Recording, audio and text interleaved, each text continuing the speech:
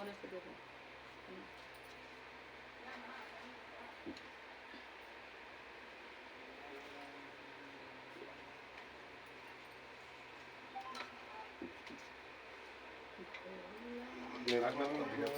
कैसे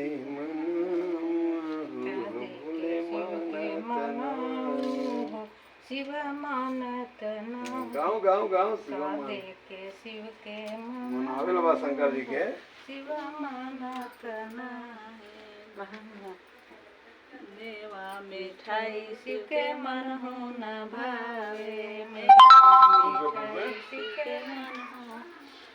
भाया के बोल कहा पाऊं हो शिव मानत नाही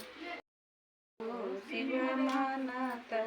मान जाए शिव बाबा सब बौराहिन ही हम सब देख कर यहाँ शंकर जी मनते बड़न तो कहानी मन यहाँ शंकर जी